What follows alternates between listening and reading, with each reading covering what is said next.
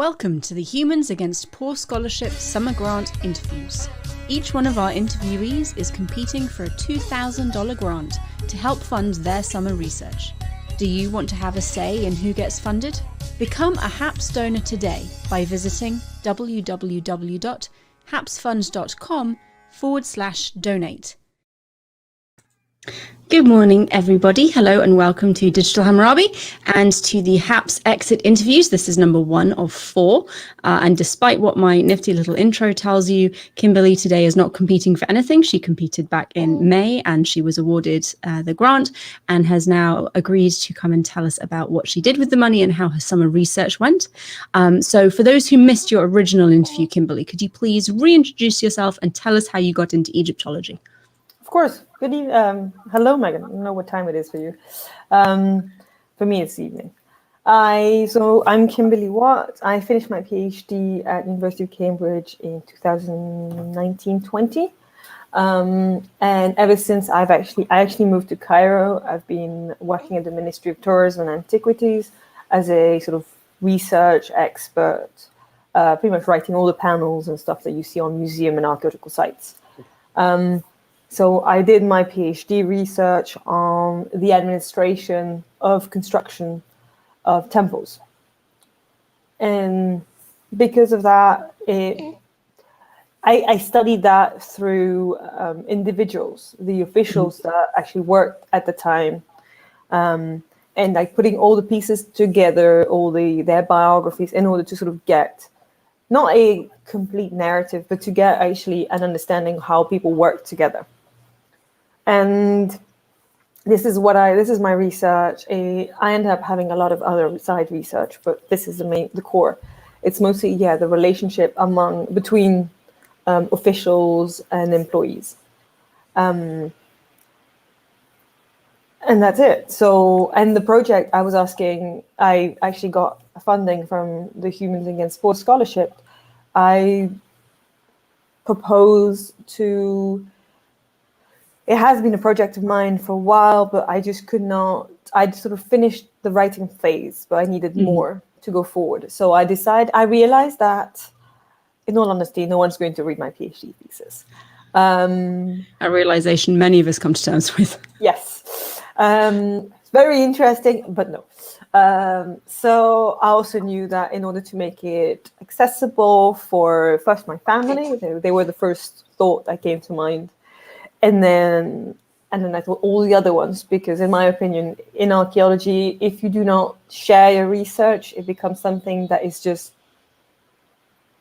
I'm not going to say meaningless, but it has suddenly much less interest for the wider audience, for everyone. And so in order to share the results, and there was no point of me actually sharing every single document, evidence I have uncovered, translated, edited, everything. There's no point. But actually, I decided to create a narrative, indeed, of actually putting all the pieces together of all the officials I've encountered, which I actually ended up knowing pretty well, as nearly on I'm not going to say on an intimate level, but, they were personal. They become people completely, even if they've been dead for 3,000 years. I was still thinking about back and his inscription and how it related to everything else. So this had been a very I would say one-to-one experience in some kind of way with all the officials I'd been working with. And I decided to create a children's story, creating a character who was going to do the core job that is the core of my PhD thesis, which is an overseer of work, an equivalent to not an architect, but between an architect and a project manager. And so I decided to create a child, a young boy, who, because of some kind of circumstances in his family, his father broke his leg. He cannot go and direct the site anymore. He's now thrown into the arena, and he has to manage it. Thankfully, he has the help of a few people, but this is all in order to show the kind of the hierarchy and the administration. And I am showing, of course, how temples were built on a sort of, I would say, practical level. But it's not the core. The core is not how they lifted the stones. The core is how did the official organize it, and how they got the materials from this place, interacting with this official and this one. And so all this. And so I created a kid, preteen, I would say, 13, 14 years old, young boy, whom I called Meegeper. And it's this story of how one day he has to do the job of his father. And he especially has to actually make it work so that there is no problem for his family of not managing the work. Mm-hmm. And in ancient Egypt, was this kind of work hereditary then? So actually, it appears that it is not. It seems to be very much a function. This is sort of at the very beginning, I sort of write something in this text saying, I know that you had no intention of actually doing the same job as me, but you have to do it now. Mm-hmm. There is it's actually very weird because ancient sources very clearly say that officials really hope for their kid to get the same job as them, to continue the line. But at the same time, in the kind of genealogy of functions, we actually see that it doesn't really happen that much. Mm-hmm. Some functions are very much hereditary, which is what we call mayor. It's the equivalent to mayor of towns. But these are very much the only one for which we can really see a kind of father, son, sometime stepson, or husband-in-law, or whatever. We can just see that quite easily. But for a lot of the others, it seems to be very much a question of influence and who they knew, how much they actually knew the king and the ruling family. Mm-hmm. Fascinating, thank you. So what kind of progress did you manage to make on this project over the summer? So before the summer, I had finished writing it. I had the entire text. And so I was able to, I shared a sample, an approximately like a 10-page sample, to a colleague of mine who is a high school, like first years of high school teacher. And I asked her, okay, can you give me your evaluation? How well does a language fit for, I would say, 10 to 13 years old children? And so she made comments, a lot of critics. And so I changed the text accordingly. And so I made it much more direct in style with a lot of direct speech. Mm-hmm. So I had to change a bit the order of scenes and who was talking, how, and that kind of thing. It worked well. So once I had that, I translated the text from English to French, because I wrote it all in English, and then I translated it in French, which is also my mother tongue. And I had discussed already before the summer, I had discussed with one Egyptologist who is, she's a professional illustrator, archaeological illustrator, and she's an Egyptologist, and she is French speaking. She is also quite young in the career, quite new. It was a project, sort of illustrating a children's book was something she'd never done, but she was actually quite keen on giving it a try. And so we worked from there together. We sort of defined the main character, how we wanted it to work, how he was going to look like. There was a lot of tests and trials and, oh no, I don't like the way the face is this way, or you should not have hair this way, or whatever. It's all been working in progress. I've actually printed out, because she has all the originals back at her place. I will get the original at some point, but right now I am still in Egypt, so I don't have the originals. I printed them. I hope you can see them. Wait, how am I going to show you this? Oh yeah, great. Nope, this way. So that's it. So you can see the kid. Nope, this way. Yep. He's. It will all be in color, of course, but so these are tests, and we designed we decided to include a dog, because the idea was that children and even people actually can identify, at least attribute emotions to dog much easier than to a kid, especially in a drawing. You can have a tail wagging and that's it. You actually know the dog is happy. Down. Yeah. That's it. Ears down, up, moving, not moving. It was the intention from the start to include the dog, but actually while we were talking, we actually thought that it might be easier for people to read these emotions, to include the dog in nearly all scenes, to show the attitude and the way the child is actually feeling, expressed through the dog. Because very much, especially in cartoon style, the emotions are not that easy to understand, and the text cannot be too complex because of the age is for. So that's it. And I have another one of the dog, which I really like. Oh, that's adorable. So this is inspired from, in all honesty, the Egyptian dogs that we have nowadays. They're called Baladi dogs, which are actually stray / desert dogs that are just everywhere. They do look a lot like representation that we have in tombs of dogs. So there is some kind of heredity between the ancient Egyptian dogs and the modern dogs. So that's it.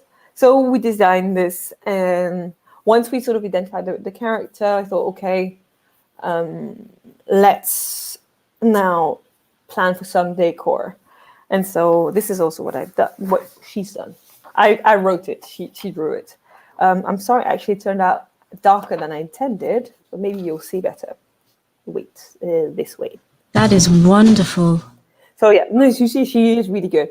So the idea is here to show the temple that is in progress, because you see the columns have absolutely no decor, but the wooden doors, this way, the wooden doors are already there because the core of the temple, the sacred rooms, are still standing from the previous phase. And you can see some of the tools lying around. That's it. It's just a way of showing what the temple looks like. And actually really showing the different architectural phases. And is it based on a specific temple or just a generic Egyptian temple? So this one's not based on a specific temple, because I specifically took a temple for which we knew it existed. The temple in Asyut, we know it existed. We also know who it was dedicated to. We also know that there's absolutely no traces of it. Which makes it much easier actually to create a fiction around it. But we actually do know that it was actually rebuilt during the reign of Hamilton III, which is the period when I sort of located the story. But there is no stone standing. And so this is based as much on the core of some of the main temples that you can find in Egypt. So the columns are very much in the style that you can find in Karnak and Luxor, which works well because it's actually the right time frame. The one in Luxor have definitely been made by Amenhotep III, so it's the right style. Now the size, the main temples are still standing in Egypt are on the big scale. The smaller temples that are still standing actually tend to be much later, Ptolemaic. So those, we've taken some of the architectural elements and simplified is not the right term, removed a lot of the extra rooms. The layout of the temple is going to be very simplified. Actually, it's going to be very much linear. There's a core, column, hall, and then pretty much the front gate. Like the way, because we're talking about a local temple that's provincial. It's just been refurbished. So even if it's all being refurbished well and good quality, it is still a small provincial temple. So all these aspects have played. And actually, we we went into, like, as I said, she's also an Egyptologist. She did a training in Egyptology, decided to specialize into illustration.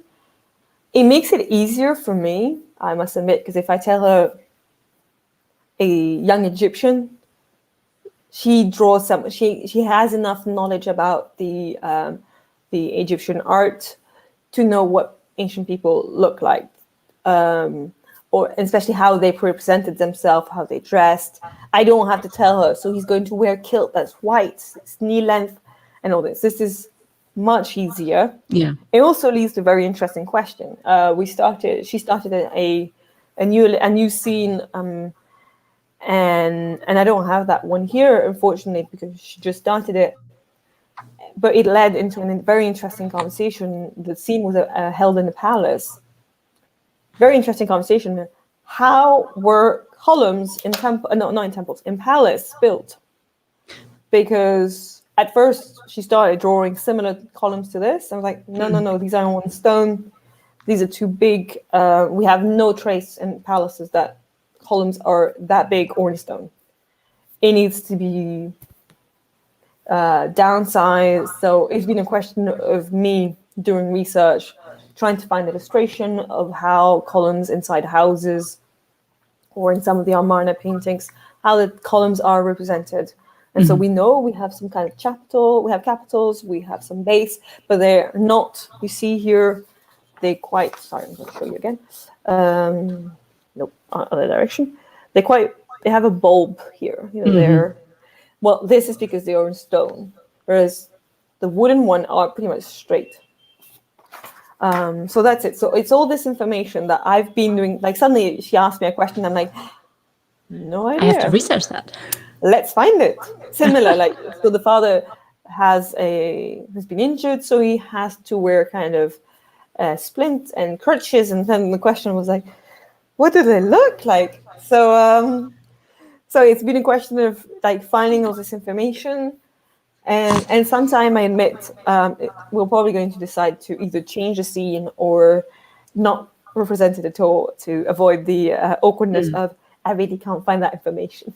Yeah. So that's it. And the last one she worked on, I would actually be happy to have your opinion, maybe the audience opinion. So in ancient Egypt, the king really liked representing all the people that he had vanquished and that was who were under his rule. And so we have a lot of representation dating to Tutankhamun, but this is even on furniture. On statues, we have representation of vanquished people who are kneeling and everything.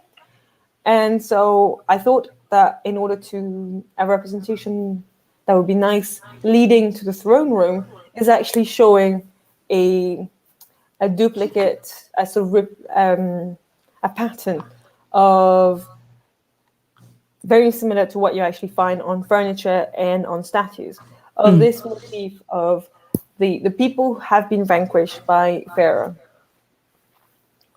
And so she, at the same time, again, she did amazingly. And I know where the inspiration comes from. It's a mix of Egyptian and Assyrian information because the Assyrian, the Egyptian actually mostly represented their prisoners naked or very close to naked, which is not best suited for a children's book.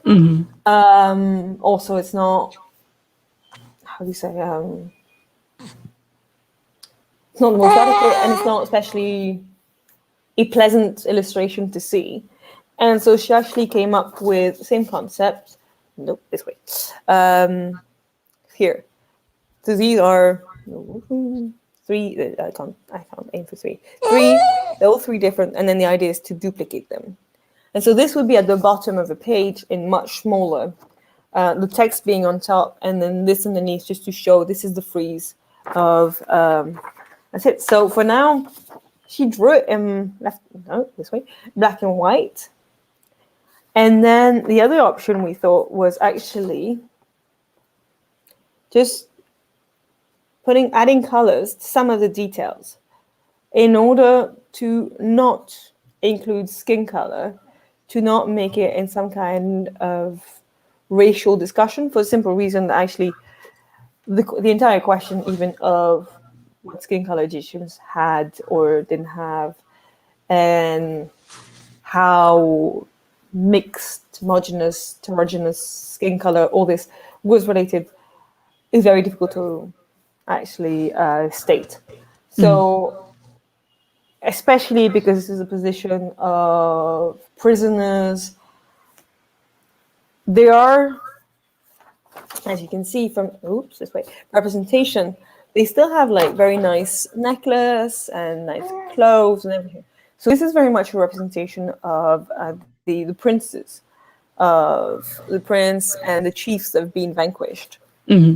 So, I mean, I would love to have your opinion, whether you like it better in black and white or in either full color or actually like this with only some details in color. Are the rest of the pictures, will they be in black and white or in color? So this one's in color.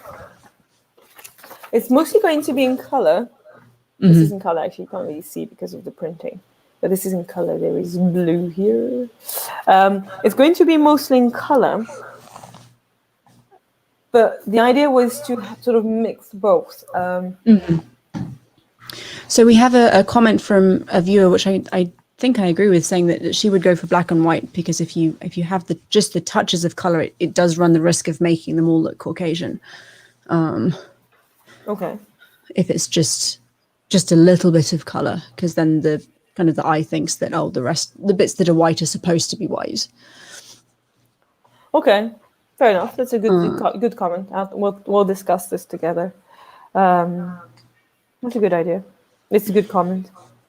So that's it. So that's one of the things I've been doing this summer. That I've been doing is a big term. She's been doing with me, and also an Arabic translation, and that's still ongoing. Same thing, because the text keeps moving. Like every time I work on it, it moves a bit more. So I'm very much trying to stop making it move, and so I sent again 10-page to translator to be translated, and so I'm waiting on that. This is I actually asked my Arabic teacher to translate them for me, which she was very interested in the project. She liked the idea. She was interested in Egyptology, and so that's it. This is how I used the funding, and I have still a little bit more. And I'm going to finish, as I said, the illustrator, she's been working on one last scene that is going to include the child and his father. And when I have all this, the next step for me is actually to contact publishers to see whether they would be interested in publishing this and funding the rest of the illustration, translation, and everything. And it has been suggested to me that I could go the avenue of self-funding, self-publishing it. But the advantage that I would have if you went through an actual publisher would be it would be actually able to, how do you say, they have a network to distribute the book. Yes, yeah. They have a network to distribute the book. And as I said, because right now it's in 3 languages.